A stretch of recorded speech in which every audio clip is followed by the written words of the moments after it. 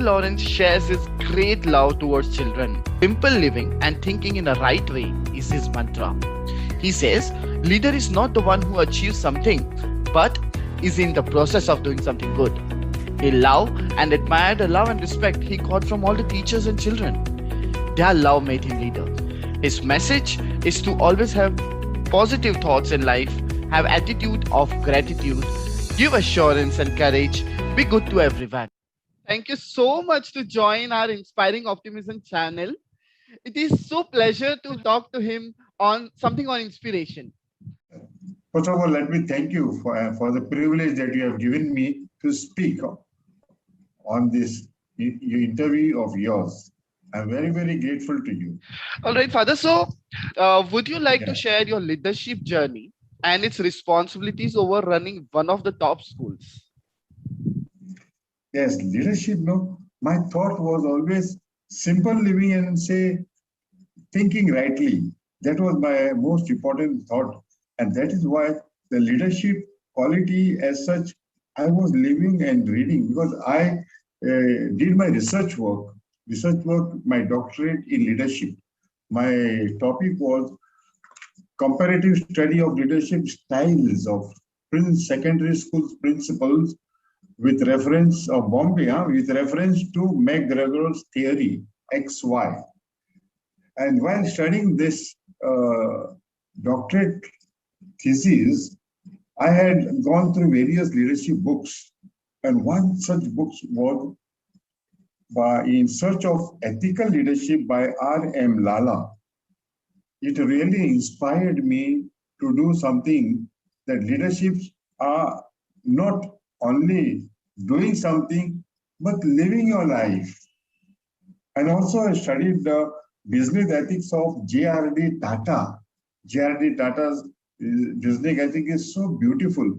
And even now, when the Taj Mahal Hotel was attacked by the terrorists, Ratan Tata also followed the same principle of J.R.D. Tata, taking care of its employees, taking care of all those who suffered, taking care of those who missed the work and the job. He compensated them so beautifully because his thoughts are not trying to amass wealth, but they were trying to see something good and beautiful and wonderful is done for the workers.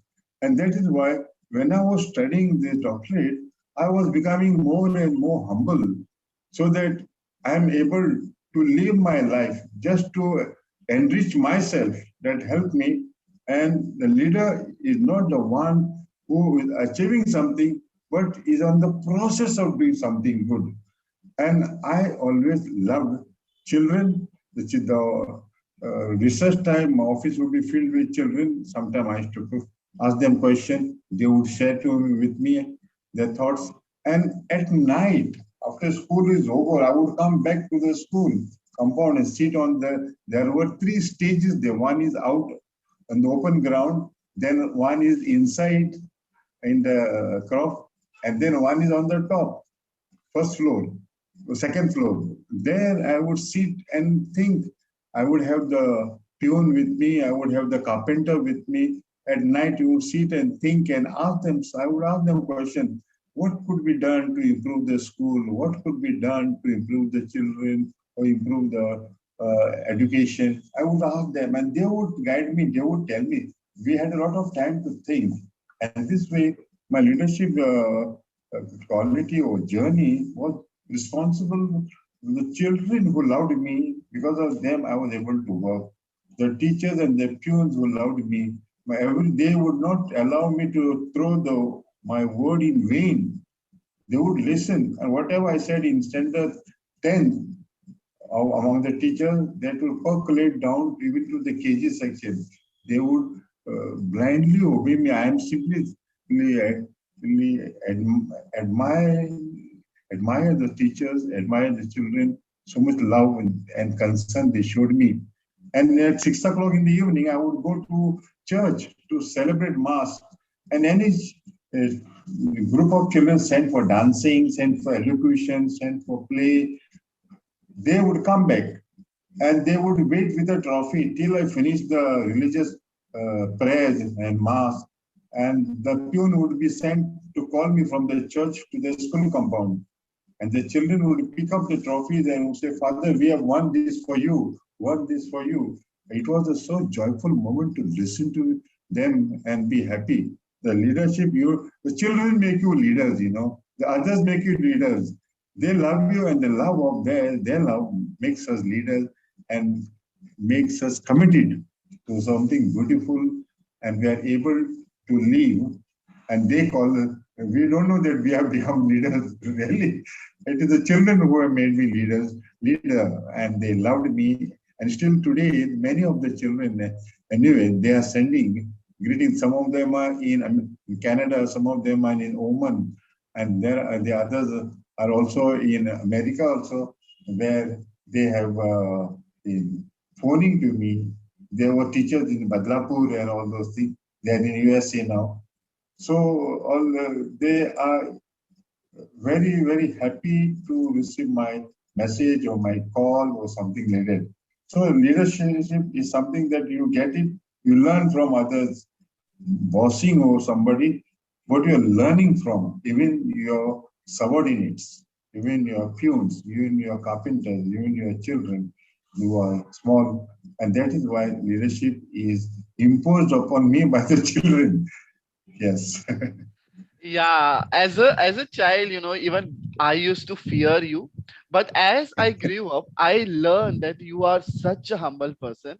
And and after maybe I guess after 8, I mean we all students were so close to you, knowing you very well, because it was initially maybe it was fear, but later we realized that it is your humbleness and your down to earth attitude towards everyone, and helping hand towards everyone, that really connected all of us to you.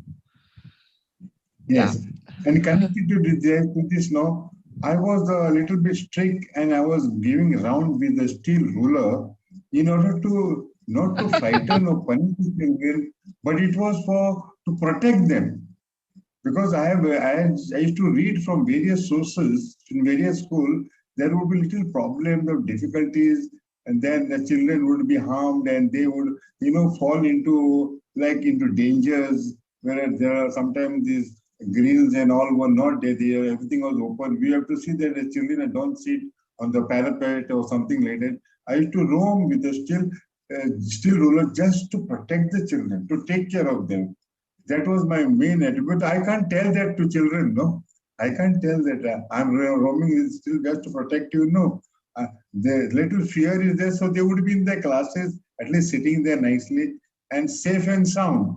What is for me is safety is first. Afterwards comes everything.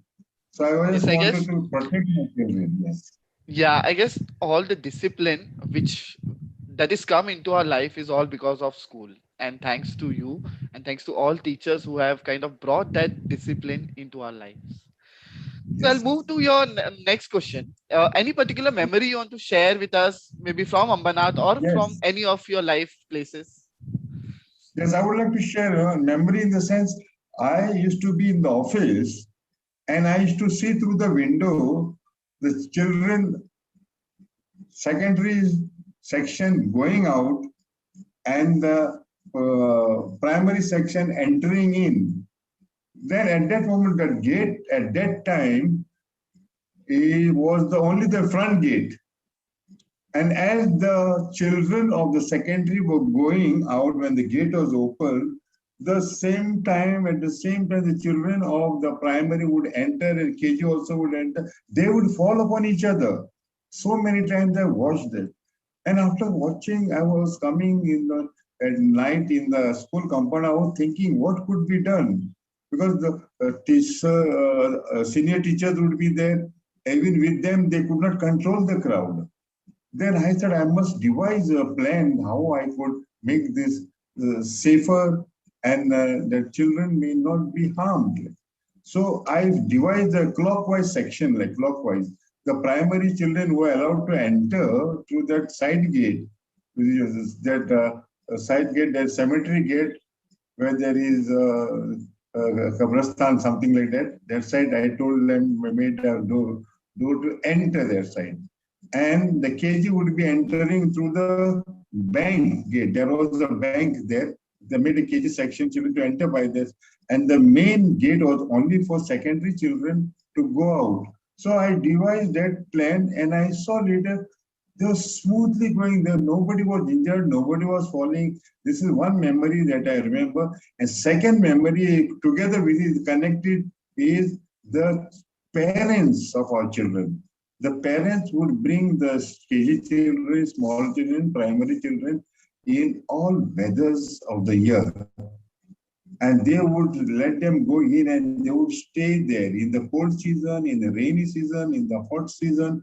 I would see from the first floor of the school building, watch them, and I would admire the parents because they were taking great care of the children, and which the children themselves, as small children, would not even know what the sacrifices the parents were doing.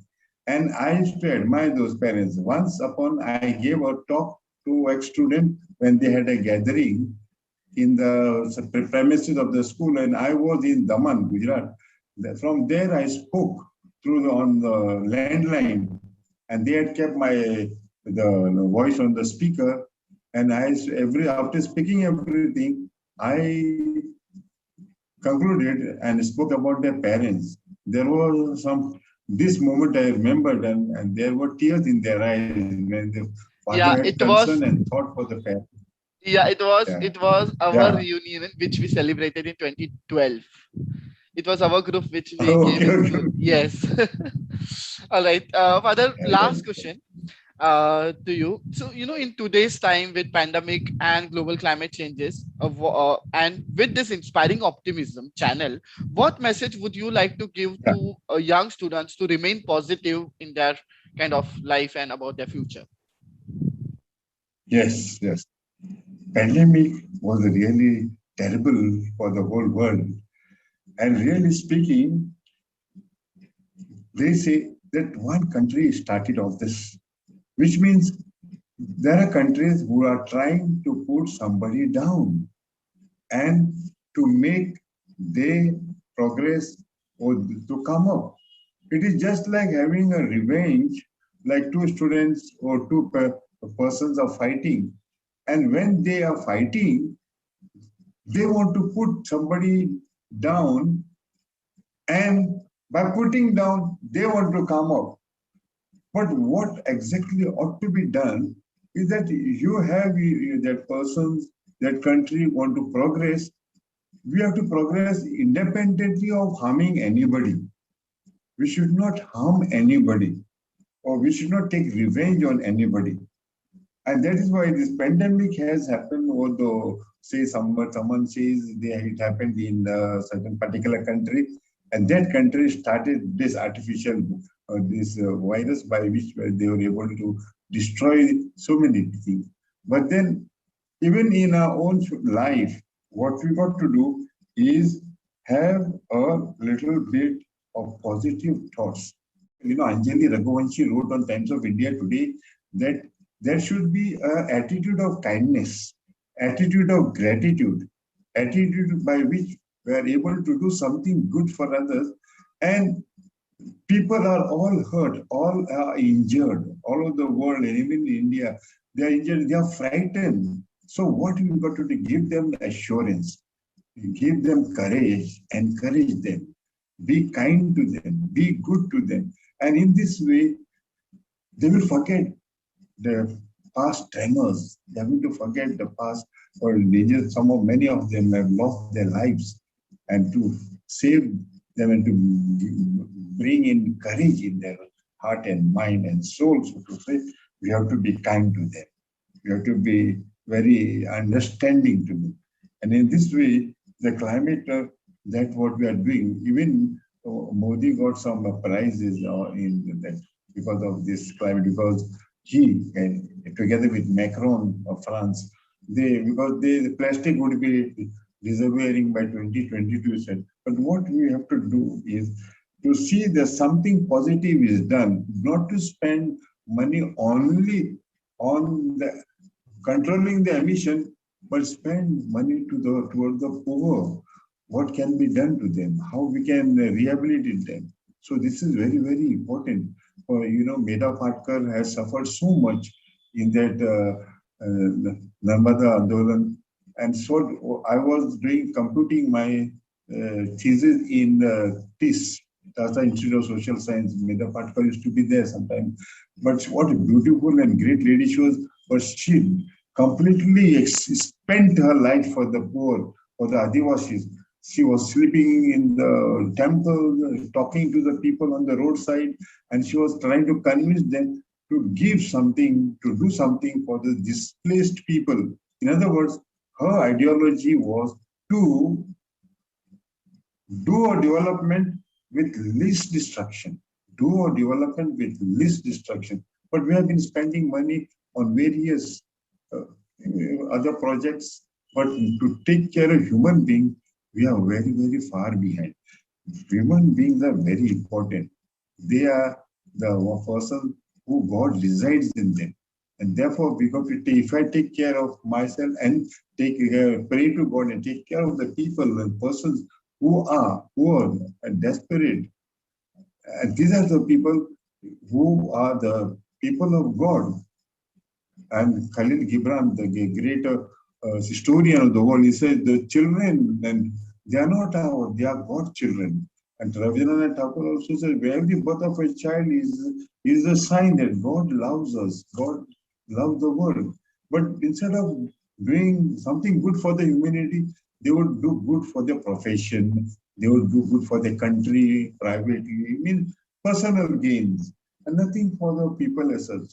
And I have this positivity you can do, but doing something good so that we are able to take care the people who are hurt, people who are depressed, people who are oppressed, people who are totally thrown out of so many people lost their jobs. So many went to their homes like Jharkhand and other places walking, and you could see those things.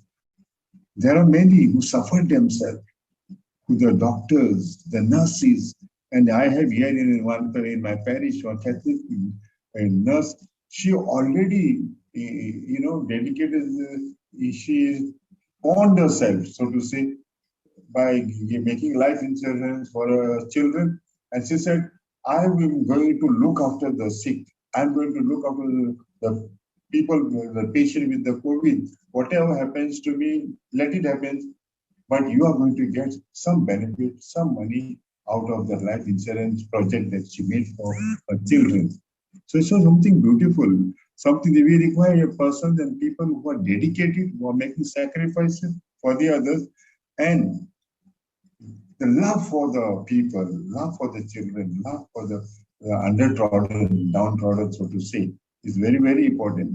And pandemic can only be saved. We people can be saved from this such epidemic and pandemic only when we are thinking of them sincerely, thinking of them lovingly, thinking of them in such a way that whatever anybody wants themselves to experience, we should make the others experience the same good.